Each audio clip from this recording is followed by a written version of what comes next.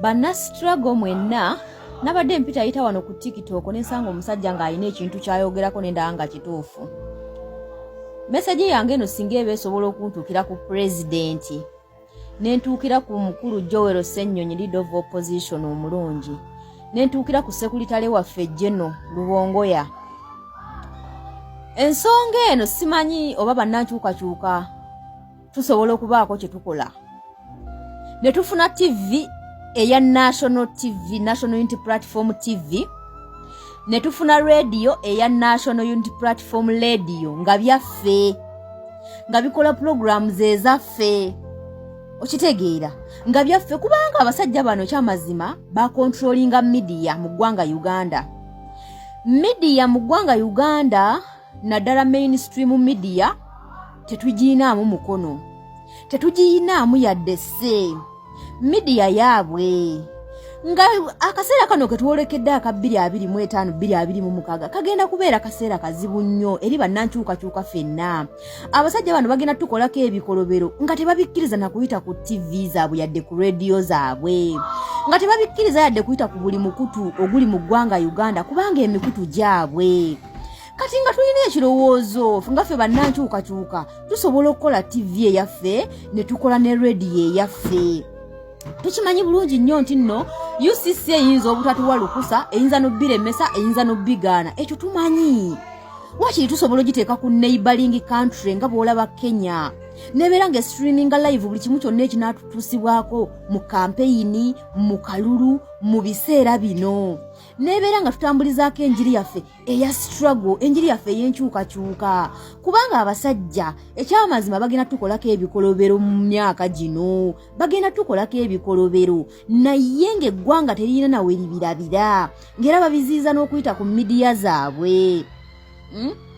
Banaye kino kirowoozo nga ffe bannankyukakyuka pulezidenti omulungi tukusaba tuteerewo TV, tuteerewo People Power TV, tuteerewo gundi TV nga ya struggle nga ya NUP, tuteerewo radio nga ya NUP. Ffe bannankyukakyuka tujja gisonda pulezidenti n'oyisa ekiragiro nti tusonde TV eyaffe, tusonde radio eyaffe. Pulezidenti tukulayirira mu wiiki tuba twabisonze nga twabitaddewo. Pulezidenti duumira, lagira taata, tukole TV nga yaffe, tukole radio nga yaffe. Wadde tukimanyi nti mu Uganda kijja kubeera kizibu okupaletingiramu, kijja kubeera kizibu TV oba radio okukoleramu nga byaffe.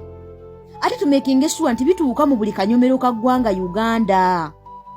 Pulezidenti sekuritale General waffe Lubongoya buli analaba message yange eno ataginge mu sekuritale General, ataginge mu Mr. President, ataginge mu leader of opposition Joel Ssennyonyi. Ekirowoozo kino bannange nze just ndowooza bulowooza nga nze, just magezi gange nganze omuntu, kubanga abasajja bano bagenda tukolako ebikolobero mu gino emyaka gye tuyingiridde naye ng'eggwanga teribiraba, ng'abantu tebabiraba nga babibika. Tuwagala TV eyaffe egenda okustreaminga nga live ku buli kimu kyonna. Tuwagala TV eyaffe, radio eyaffe zigenda okubeera nga live mu buli kimu kyonna nga zituukira ddala ku muntu oli owewansi.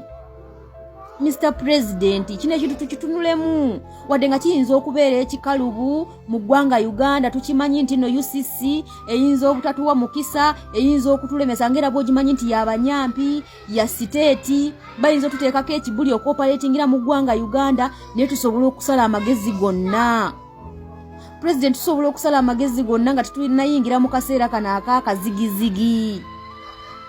Buli kimu kyonna kisitulingibwe nga live ku TV yaffe eya National Unity Platform TV, radio yaffe eya National Unity Platform Radio. Tebagenda tuwa media play, tubeere ne media yaffe. Wallahi bannayuganda tujja gisonda pulezidenti, tukulayirira tujja zisonda, tujja zisonda pulezidenti, tubeere ne radio yaffe ne TV yaffe. Abasajja beetegese tukolako ebikolobero ng'ensi tebirabye, bagano biteeka ku media zaabwe kubanga media zonna eziri mu ggwanga Uganda kumpi zaabwe. zonna bazicompromisinga. At least ne binagana wakiri ekitebe tufune ensi mwe tukiteeka, tetuyinza kubulwa nsi mwe tukiteeka mu neighboring country nga bwolaba Kenya. Naye nga tuyinawo ne ku kitebe kyaffe awo ekavule nga tuyinawo station eyaffe, president. Ekintu kino president tukusaba busabi taata, tukusaba busabi. Nze just kirowoozo kyange nganza omuntu sinza ategeere nnyo bannange. Naye Mr. President singa oba osobodde okulaba video yange eno mazima ddala, buli analaba video yange eno ataginge mu Mr. President, ataginge mu Lubongo ya Secretary General waffe, ataginge mu Joel Ssenyonyi leader of opposition, ataginge mu abantu ab'enjawulo bakirowoozeeko bakole enteekateeka. Ffe tujja kuzisonda taata, tujja zisonda era nga waduumidde. Wallahi President tukulayirira mu wiiki kiba kiwedde okukolebwa ne we guba mwezi naye nga kikoleddwa.